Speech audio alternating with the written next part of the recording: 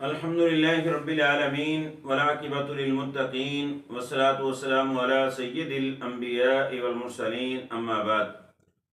رسول اللہ صلی اللہ علیہ وسلم کا فرمان ہے کہ میری امت میں ایک وقت آ جائے گا، یأتی علی الناس زمان، بخاری کی حدیث ہے،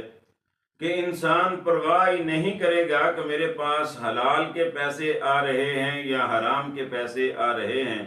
یہ سوچ، یہ فکر ہی ختم ہو جائے گی، بلکہ ایک ہی مشن بنے گا کہ میرے پاس پیسے آنا چاہیے، وہ حلال کا آئے، حرام کا آئے، بے ایمانی کر کے آئے، دو نمبری کر کے آئے، فراڈ کر کے آئے، جیسے بھی آئے میرے پاس پیسہ آنا چاہیے۔ اسی حوالہ سے سوشل میڈیا پر بہت زیادہ وائرل ہے زارا ڈار کا واقعہ، کہ جو مغربی ممالک میں پی ایچ ڈی کر رہی تھی، اور پی ایچ ڈی کو اس نے ترک کیا، درمیان میں چھوڑ دیا، اور ایسی ویب سائٹ اس نے بنائی اور اس کو چلانا شروع کر دیا جس میں جسم فروشی کے حوالہ سے معاملات کیے جاتے ہیں، فحاشی پھیلائی جاتی ہے، عریانی پھیلائی جاتی ہے۔ تو اس نے کہا کہ پڑھ کر اتنی تعلیم حاصل کر پیسہ کمانا ہے، تو پیسہ کمانے کا یہ ذریعہ جو ہے بڑا آسان ہے،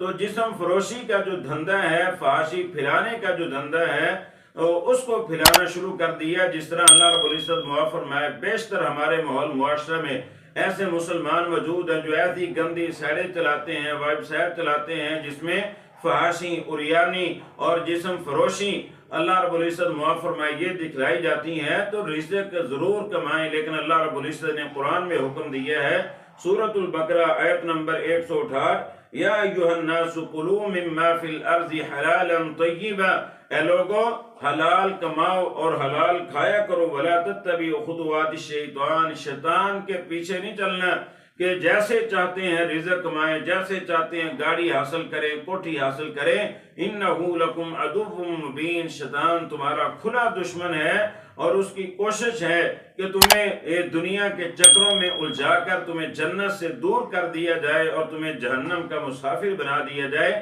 اس لیے شیطان دن رات محنت کر رہا ہے، کوشش کر رہا ہے، فحاشی پھیلا رہا ہے، اور جسم فروشی جو ہے نا یہ معاشرے میں پھیلتی جا رہی ہے۔ تو پیسہ ضرور کمائیں، لیکن حلال ذرائع سے پیسہ کمائیں، تو انشاءاللہ اللہ رب العزت تھوڑا بھی ہوگا تو اس میں برکت فرما دے گا۔ لیکن اگر فحاشی، عریانی، جسم فروشی کے ذریعے پیسہ کمایا تو دنیا میں بھی ذلت